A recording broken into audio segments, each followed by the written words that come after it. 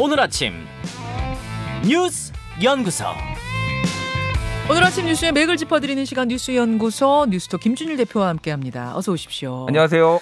예, 오늘 주목할 뉴스 TV 토론이죠? 예, 어제 소문난 잔치 가서 잔치집에 먹으러 들어가신 분들 많을 텐데 어떤 분들은 먹을 게 없었다. 예. 어떤 분들은 내가 먹고 싶은 것만 골라 먹었다. 이런 분위기예요. 그래서 제가 TV 토론 끝나고 예. 각 당 지지자들 많은 분들 이렇게 온라인 상에서 좀 만나봤거든요. 개인적으로도 만나봤는데 네. 다 자기 후보가 잘했다라고. 아. 네 당 지지자들이 다. 1등이 다 달라요. 예, 다 달라요. 안철수가 제일 잘했다. 아니다. 심상정이다. 이재명이다. 하면서 각 윤석열이다. 그래서 예. 다 자기 후보가 잘했다고 얘기를 하더라고요. 이게 전체적인 분위기를 좀 보여주는 것 같아요. 그 얘기는 예. 뚜렷하게 잘한 후보도 없었고 뚜렷하게 못한 후보도 없었다. 큰 득점도 큰 실점도 없었다. 이런 정도로 보면 돼요. 그렇죠. 그러니까 이걸로 크게 변동이 있을 것 같지는 않지만은 그 세부적으로 들어가면은 그래도 조금씩 얘기할 거리가 좀 있을 것 같습니다. 그래요. 네. 그러면 어제 토론의 초반부 분위기부터 우리가 잠깐 하이라이트로 들어보죠.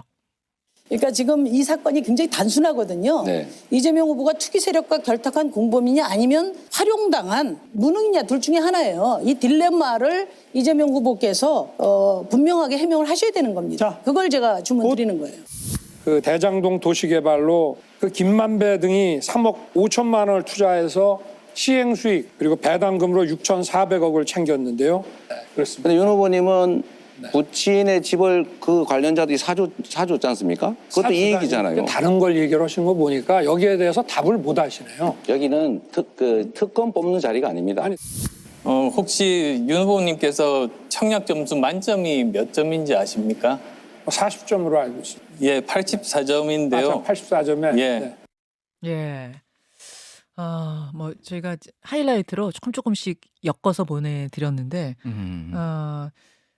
사실은 이게 서로가 서로한테 다자가 질문을 하는 거다 보니까 주제가 하나로 쭉 깊이 들어가진 못했어요. 예. 이 얘기하다가 또 저 얘기 나왔다가 좀 왔다 갔다 했습니다만 전반적으로 가장 많이 다뤄진 주제를 꼽으라면은 사실 대장동. 조금 더 넓힌 부동산. 그랬죠? 그러니까 그 주제 자체가 공통 주제로 부동산이 있었고 그 네. 와중에서 대장동 얘기가 많이 나올 수밖에 없고요. 네. 심상정 후보의 이 워딩 말이 굉장히 인상적이었죠. 투기 세력과 결탁한 공범이냐 활용당한 무능이냐 양자택일해라라고 해서 굉장히 거세게 몰아붙였고 이재명 후보가 거기에 대해서 답 안 했죠. 예. 답 안 했고 이제 다른 본인의 말하자면 억울한 점들 이런 것들을 설명하는 식이었던 것 같고 예. 윤석열 후보도 거의 같은 질문을 했고요. 윤석열 후보도 마찬가지 네, 거의 네. 비슷한 내용이었어요. 3억 5천만 원 투자해가지고 거의 1조 원 가까이 챙겼는데 이거에 대해서는 시장이 한 거 아니냐라고 해서 굉장히 거세게 몰아붙였어요. 그래서 네. 그거를 좀 비유를 하자면은 훅을 휘둘렀다. 어떤 언론에서는 그렇게 얘기를 하더라고요. 윤석열 후보는 훅을 휘둘렀고 이재명 후보는 뒤에 좀 설명하겠지만 잽을 계속 날렸다. 두 사람의 스타일이 좀 달랐다. 이런 얘기들이 좀 있었고요. 그리고 또 안철수 후보가 윤석열 후보의 또 실수를 끌어내는 장면도 약간 화제가 됐어요. 청약 몇 점이냐, 가점 몇 점이냐, 총점 몇 점이냐 모르니까 40점입니까? 이렇게 말을 해서 40점입니다를 조금 예. 굉장히 확신을 가지고 얘기를 했어요. 예. 근데 84점이잖아요. 84점이죠.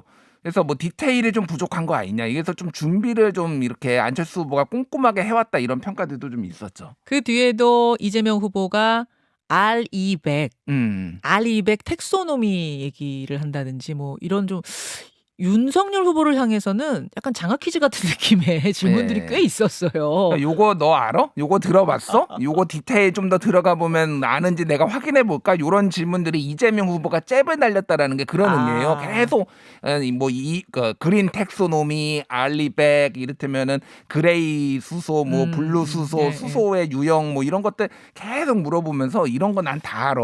약간 이렇게 준비된 대통령. 나는 준비됐어 이런 거. 당신도 압니까? 이런 느낌이 예. 좀 있었는데 여하튼 다음 인서트, 다음 하이라이트 좀 이어서 듣고도 얘기해 보죠.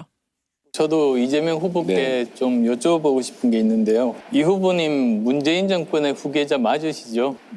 후계자는 아니죠. 새로운 이재명 정부를 만들고자 하는 것이죠. 부동산 정책에 대해서 몇 점 주시겠습니까? 점수를 숫자로 먹이긴 어려운데 매우 잘못된 부족한 정책이었다. 사과드렸습니다. 이번에 개발이익 환수법을 제정하자고 했더니 국민의힘에서 막고 있어요. 그래서 제가 우리 윤석열 후보님께 이 자리에서 개발이익 환수법 좀 찬성하시고 입법하라고 한번 말씀해 주시면 좋겠습니다. 반시장적인 정책도 문제지만 특정인에게 천문학적인 특혜를 주는 이런 부분에 대해서 국민들이 관심을 많이 가지고 계시고 종부세는 세금 폭탄이라서 이거 폐지하겠다 이렇게 말씀하셨어요? 25억 사는 분이 50만 원 세금 내는 거를 폭탄이라고 이야기하니까 제가 다 부끄럽습니다. 종부세는 그냥 폐지하는 것이 아니라 재산세와 두 개를 합쳐가지고 합당한 과세를 하겠다 이렇게 말씀을 드렸습니다. 예, 안철수 후보가 이재명 후보를 향해서 문재인 정권의 후계자가 맞느냐 이렇게 질문을 하는 부분 인상적이었어요. 네. 이거를 이재명 후보가 어떻게 답을 하려나 했는데 새로운 정부를 만들고자 하는 것이다.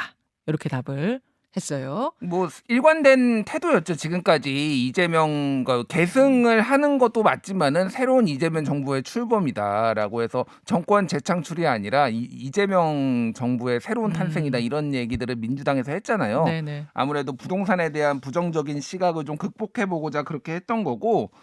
그러니까 어저께 순서가 초반이 부동산, 2번이 자유토론이었는데 자유토론의 상당수가 부동산 그렇게 얘기였어요. 연결이 됐죠. 그러니까 네. 전반부가 다 부동산 얘기였다라고 보시면 될 것 같고 네네. 윤석열 후보는 사실 질문을 2명한테 해야 되거든요. 음. 규칙이 그래요. 자기 주도권 토론할 때도 그렇고 2명한테 해야 되는데 한 명 이재명 후보한테만 다 하고요. 막판에 30초 남은 거 이제 안철수 후보한테 시간 맞춰야 되니까 그냥 툭 네. 던지듯이 할 정도로 그 예전에 그 주유소 습격 사건 영화 보면은 한 놈만 팬다 뭐 이런 거 있었잖아요. 진짜 이재명만 때리려고 준비를 해왔구나. 예. 그래서 대장동 문제 계속 물어보니까 이재명 후보가 좀 약간 저는 짜증이 나는 것 같기도 하고 좀 그랬는데 김만배 누나는 왜 윤석열 아버지의 집을 샀을까? 왜 대장동 돈 받은 사람은 국민의힘 인사들밖에 없을까? 이런 의문은 안 가지십니까? 이렇게 윤석열 후보한테 좀 맞아요. 폭 쏘아붙이는 장면도 있었어요. 그래요. 네, 종부세 얘기도 좀 나왔고 뭐 이렇게 해서 또 부동산 이야기가 지나갔고 그다음에 이제 외교 안보, 일자리 이런 주제의 카테고리에 또 토론이 있었잖아요. 거기도 한번 하이라이트를 예. 듣고 얘기해 보죠. 브룩스 전 주한미군 사령관도 추가 사드 필요 없다 이렇게 말을 했는데 왜 그 말씀을 계속해서 그거는 제가 보기에 잘못 알고 이거 계시죠. 안보 불안을 조성해가지고 표 얻으려고 경제 망친다는 지적이 있는데 어떻게 생각하세요? 안보가 튼튼해야 주가도 유지가 되고 이 대한민국의 이 소위 말하는 어떤 국가 리스크라는 것이 이제 주는 거고요. 일단은 2017년에 대선 출마하기 전이나 그 대선 출마한 직후에 재벌 해체에 내 정말 목숨을 건다고 하셨는데 지금도 그런 생각이신가요? 재벌을 해체한다는 게 아니고 네. 재벌 체제를 해체한다 이거죠. 체제를 알겠습니다. 그 네. 부당한 시스템을. 네네. 예. 외교 안보 그리고 뒤에는 이제 일자리와 관련된 뭐 재벌에 대한 질문 윤석열 후보가 이재명 후보에게 던지는 모습까지 듣고 오셨어요. 일단 외교 안보는 예상이 됐는데 윤석열 후보한테 질문이 많이 갈 것이다. 왜냐하면 최근에 사드 추가 배치 발언 그리고 선제 타격론 등등을 해가지고 좀 보수적인 색채를 강화를 했거든요. 예. 그래서 전선이 좀 소위 말하는 진보 대 보수 전선이 좀 명확할 것이다라고 얘기가 나왔고 그렇게 나왔어요. 실제 그래서 윤석열 후보한테 이제 선제 타격론은 심상정 후보가 선제 타격론에 대해서 집중적으로 추궁을 했고요. 네. 이거는 그 굉장히 경제를 망치는 거고 불안하게 하는 거다. 그리고 그 부분은 또 이제 사드 배치 같은 경우에는 어디다 배치? 이재명 후보가 집중적으로 얘기를 했는데 그럼 어디다 배치할 거냐라고 했을 때 윤석열 후보가 조금 뭐 이를테면 강원도에 배치할 수도 있다 이런 발언도 했거든요. 네. 강원도 어제 지역 신문에서 부정적인 기사들이 막 약간 난리 난 약간 왜 우리 쪽에 배치해? 약간 그래서 이게 사실 실제 배치하는 과정이 뭐 되면은 뭐 그게 경기가 됐든 충청이 됐든 나중에 문제가 생길 수도 있겠다 이런 걸 볼 수가 있었고요.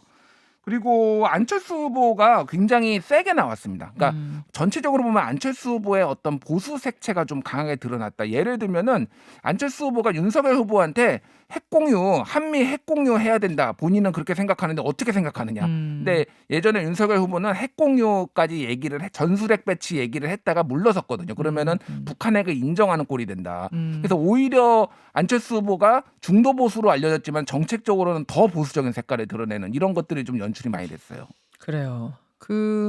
아까 잠깐 언급했습니다만 이제 어제 화제 키워드들이 몇 개 있었어요. 뭐 청약 통장 만점 얘기도 있었고 아까 언급했던 R200이 뭐냐. 아마 요즘 포털 사이트에 실시간 검색어가 사라져서 그렇지 실시간 검색어 그 코너가 살아 있었으면 R200 많이들 검색하셨을 텐데 순위 높은 순위 올랐을 텐데. 어제 조선일보였나요? 거기에서는 온라인 커뮤니티 가지고 기사를 썼는데 네. 진로 이즈백은 들어봤는데 알리백은 처음 들어봤다라는 네티즌의 반응을 우스갯소리가 나올 네, 정도로. 전한 것도 있는데 결국 신재생 에너지 얘기였던 거죠? 그러니까 짧게 말씀드리면 리뉴어블 에너지 100% 재생에너지를 100% 썼다라고 기업들이 인증을 하는 거예요. 네. 이거는 그러면은 지금 글로벌 공급 체인망 자체가 이 알리백을 참여를 해서 선언을 하지 않으면은 납품을 할 수가 없습니다. 예를 들면은 그 주요 기업들 애플, 뭐 BMW 이런 데들이 다 알리백을 선언을 했거든요. 그래서 거기에 납품을 하려면은 그 아리백 한국 업체들도 예를 들면은 선언을 해야 돼요. 근데 우리 한국은 지금 한전에서 생산하는 전기가 재생에너지로 생산했는지 석탄에너지로 생산했는지가 구분이 안 돼요. 네. 그러니까 국가가 그거를 좀 해줘야 되는 문제들이 이제 발생하고 있는 거죠. 예. 그래서 이제 요 이야기가 나왔는데 윤석열 후보가 그게 어떤 거죠? 라고 이제 되묻는 장면이 나왔어요. 이게 과연 이제 실점일 것이냐?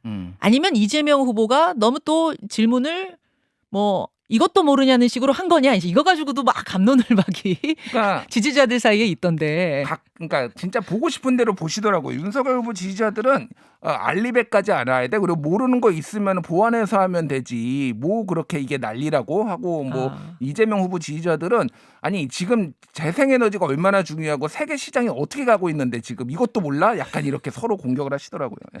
안철수 심상정 후보의 활약이 만만치 않았어요.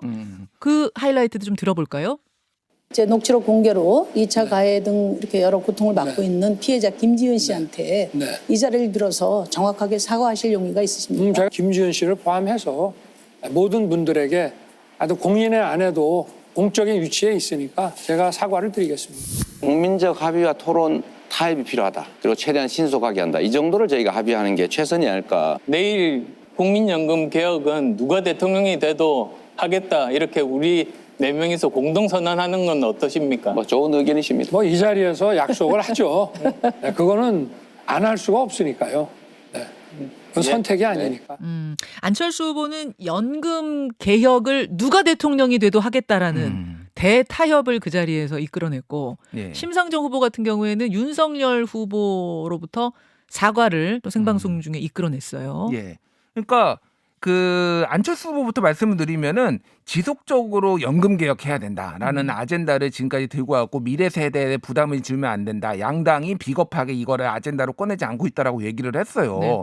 그게 어쨌든 정책적 일관성이었거든요. 그거를 토론해서 모두가 공동선언 하겠다라는 합의까지 이끌어냈으니까 여기에서 정치력을 발휘했다라고 그러네요. 평가가 좀 있어요. 거기서 싫다고 할 수는 없잖아요. 네, 그러니까요. 연금 개혁이라는 개혁을 하자는데. 근데 좀 더 우리가 뭐 전체적인 기조는 예를 들면은 좀 생각해 볼 게 많다라는 것들이 각 후보였거든요. 그러니까 선언까지 하는 거는 또 다른 차원일 수 있어요. 근데 네.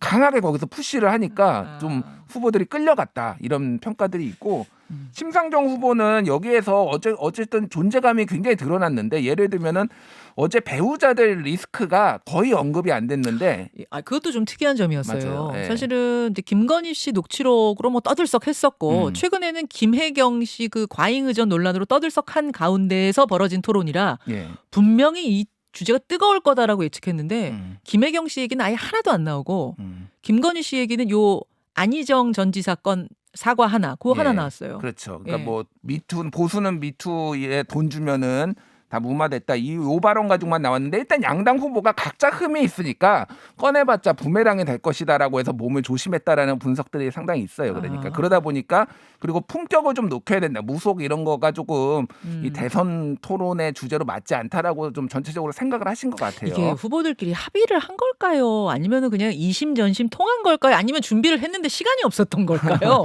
잠시 후에 그 4명의 후보 가운데 1명, 4명의 주인공 가운데 1명, 심상정 후보를 저희가 연결할 겁니다. 연결해서 뒷얘기들 제가 한번 질문해 보도록 하죠. 마무리를 지어야 될 텐데 이제 법정 토론 3번이 기다리고 있어요. 예. 어제는 법정 토론이 아니었어요. 법정 토론 아니었고요. 어제는 사실은 누가 크게 득점했다, 실점했다라고 보기는 힘들고 다만 소수 후보들이 이러면 상대적으로 존재감을 더 드러냈다라고 볼 수밖에 없는 거죠. 심상정이나 상대적으로 안철수 후보가.